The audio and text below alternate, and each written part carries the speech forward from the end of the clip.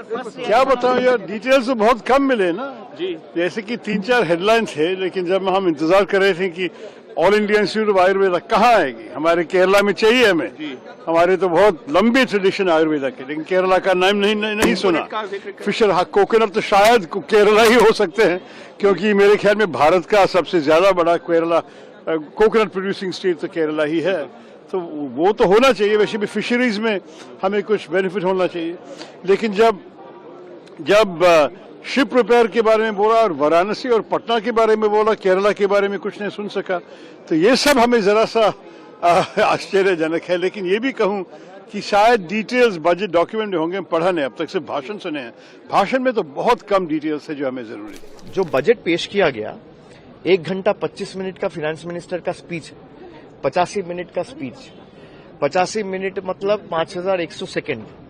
इस 5100 सेकेंड में बंगाल का एक बार नाम तक नहीं लिया गया, एक बार भी, मतलब बंगाल मेंशन ही नहीं किया गया। और बंगाल छोड़ दीजिए, जितना भी कम्युनिटीज है, चाहे फार्मर हो या देश के युवा हो, किसी के लिए कॉन्क्रीट जो सरकार artificial intelligence, skill India, technological advancement का बात करता है, युवकों को रोजगार कैसे मिलेगा, एम्प्लॉयमेंट कैसे क्रिएट होगा, या किस दिशा में एम्प्लॉयमेंट क्रिएट हो सकता है, उसको लेके कॉन्क्रीट कोई चर्चा नहीं है, कोई मेंशन नहीं है इस बजट में। फार्मर्स के लिए कोई फाइनेंशियल सिक्योरिटी या इनकम स्टेबलाइज करने का कोई तरीका, ताकि किसानों का कुछ मदद मिले, उसका कोई तरीका नहीं है। और कोई भी कम्युनिटी के लिए कोई यहाँ पे सोल्यूशन नहीं है, कोई समाधान नहीं है।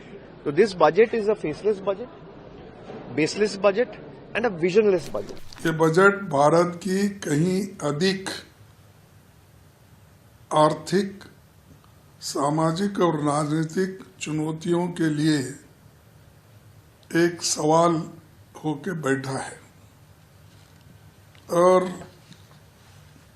खास करके ये बजट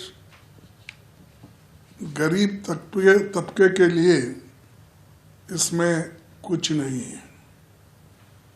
इन्फ्लेशन कंट्रोल करने के लिए भी इनका कोई समाधान, सकारात्मक कोई सलाह या कोई कदम उन्होंने नहीं दिखाया।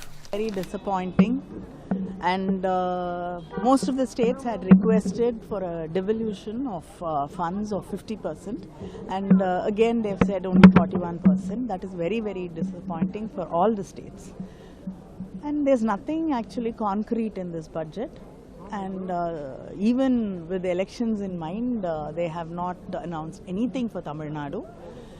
They're not giving us anything, but then they want to, mine rare earth from Tamil Nadu, and it's a very, very disappointing budget. Budget पे, इस बजट को लेकर के 9वीं बार जो ये गरीब किसान और गांव में रहने वाले लोगों की समझ से बाहर बजट है। जो एक्सपेक्टेशंस थी आपकी, क्या आपको लगता है कि एक भी पॉइंट उसमें से कहीं पर ये गरीब का पेट कहीं नहीं भर सकते है। ये बजट गरीब का पेट नहीं भर सकता। नौकरी रोजगार दिए नहीं, नौकरी रोजगार कहाँ दिए? अभी भी बड़े पैमाने पे नौजवान बेरोजगार है। सपने दिखाने वाला बजट है।